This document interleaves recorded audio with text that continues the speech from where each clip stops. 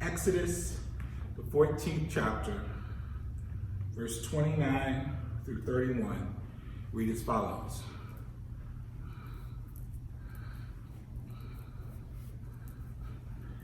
But the Israelites went through the sea on dry ground, with a wall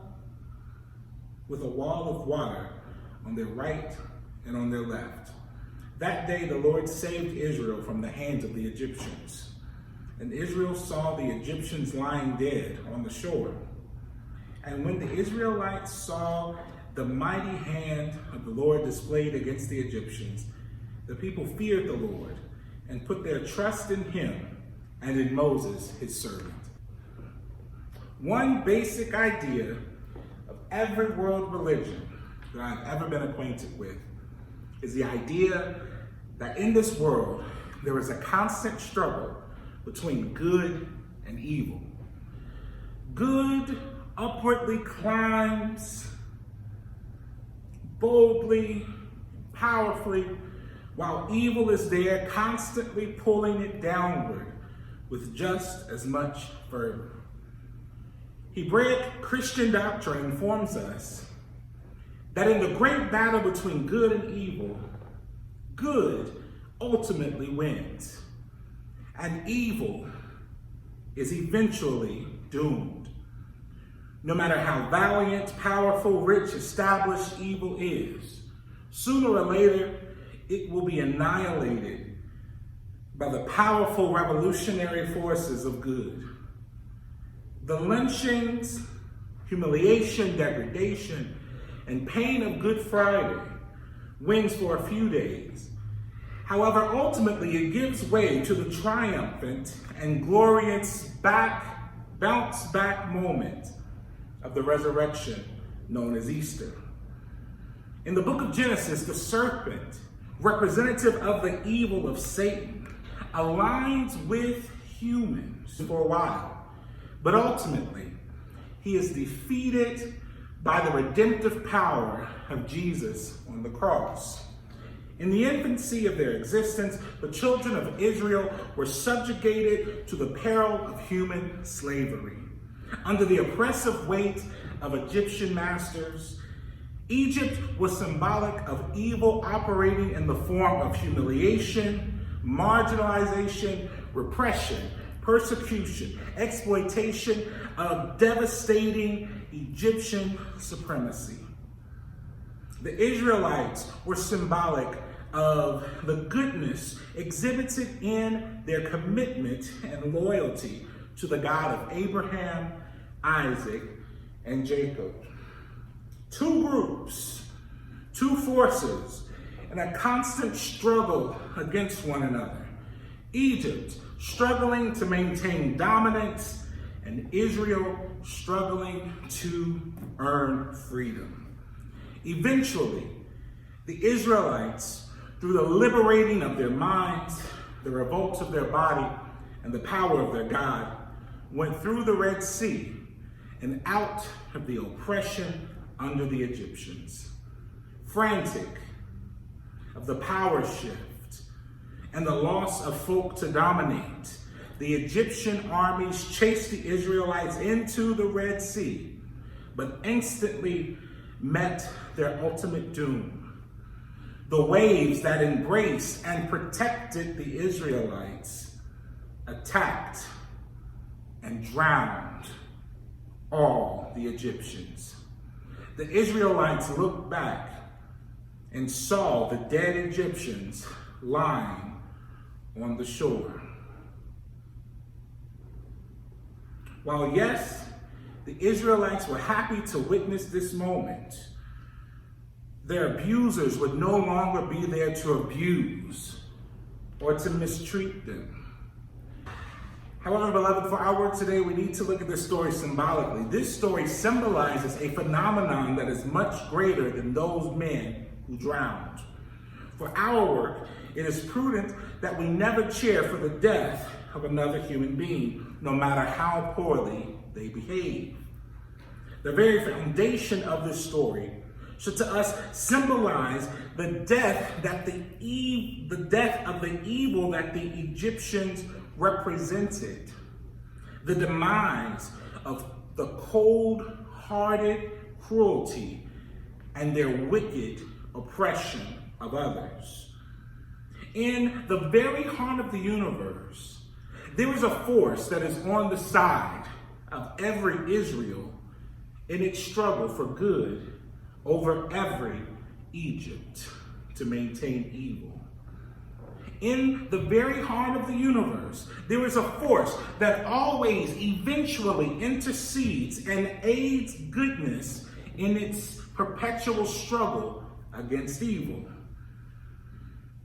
Considering this train of thought, can you see the parallels to truth through the lens of our contemporary lives? The good of justice, enfranchisement, freedom, equality, and liberty, struggling against the evil of the systems of oppression that keep certain people at the bottom of society through voter suppression, sexism, racism, classism, economic exploitation, gerrymandering, political districts, and the like. This past week has broken my heart. The only hope that I can find is in the faith in the scripture that I learned as a child, that every valley shall be exalted, and every hill and mountain shall be made low, and that the rough places shall be made plain, and that the crooked shall be straight, and that the glory of the Lord will be revealed. 100 years ago, Black, brown, Asian peoples across this world were dominated politically, exploited economically, segregated and humiliated by some foreign power, colonialism or imperialism. India and Pakistan under British rule, parts of China under British rule, Dutch or French, Indonesia under Dutch rule, African countries dominated and exploited by various European powers. We saw countries struggle through the 20th century. Pakistan, India, Ghana, South Africa, Sudan, Morocco, Cameroon, Nigeria, Chad, Algeria, Rwanda, Zambia, and countless others. They were the Israelites, seeking goodness, justice, and freedom to gain their independence and to govern themselves. The Red Sea was open, and today, most of these exploited masses have won their freedom from the Egypt of colonialism and are now free to move forward to the promised land of economic security, cultural development, and the like. As they look back, they clearly see the evils of colonialism and imperialism dead upon the seashores. In America, we have seen our own struggle for justice and freedom. We have seen oppressed and marginalized folk struggle for voting rights, civil rights, women's rights, LGBTQ plus rights. We've seen the struggle of the Civil War, of the failure of Reconstruction, of Jim Crow, of housing discrimination, mass incarceration, each representing Israelites.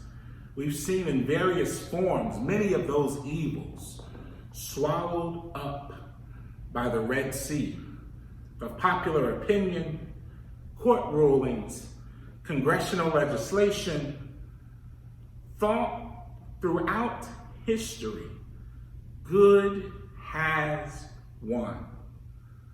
God has been on the side of the Israelites. The evil lay dead on the seashores. Yes, throughout history, in every state, in every jurisdiction, just as in the Bible story, there were pharaohs or leaders with hardened hearts who, despite the cries of many of Moses, refused to let those people go. But eventually, the agitation of the oppressed, coupled with the awakening of the moral consciousness of folk who thought beyond their own comfort, all supported by the Spirit of God who was on their side, the Red Sea was opened, and the forces of justice marched through to the other side, and the evil lay dead on the seashores. This week, we mourn the loss of George Floyd. Folk are angry. They are pissed off. They are frustrated because for 401 years, we have had to bury too many George Floyds, too many Breonna Taylors, too many Tamir Rices, too many Mike Browns, too many Sandra Blands and Trayvon Martins, too many Prince Joneses, too many Sam DuBoses, too many Timothy Thomases and others.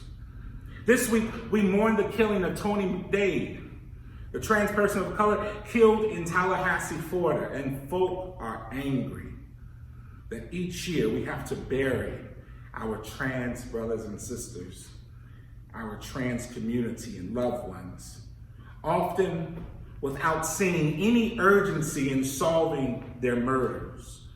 We've had too many Tony McDades, too many Justin Parkers, too many Monica Diamonds, too many Layla Sanchez's, too many Nina Pops and Tiffany Edwards, too many Layla Alcorns, too many.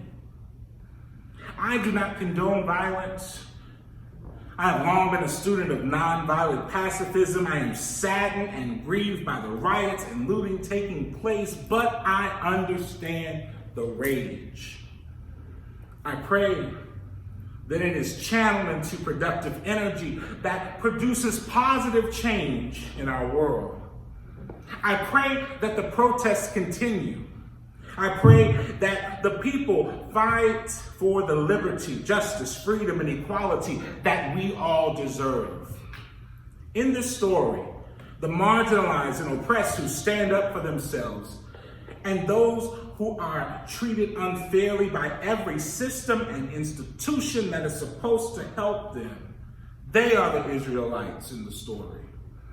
The Egyptians are the politicians and the systems and supporters of those who keep trying to pull them down through unfair, oppressive evil in the shape of bigoted laws, rules, inequity, inequality, and cruelty and harassment.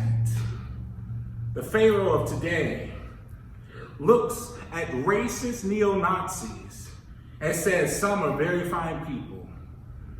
Looks at white men in state capitals with assault rifles on their backs who are mad that they have to stay home and says they are very good people, just angry. Yet the Pharaoh of today looks at young black people who have watched COVID-19 disproportionately kill them. The Pharaoh of today looks at young black people who have seen the economic fallout of the pandemic disproportionately hurt them. Looks at the young black people who have seen a police officer rest the entire weight of his body on a black man's neck, and eventually that man died. He looks at these young black people traumatized and hurting and calls them thugs. When they start looting, we start shooting. That's the evil that won't last, unfortunately, in this country.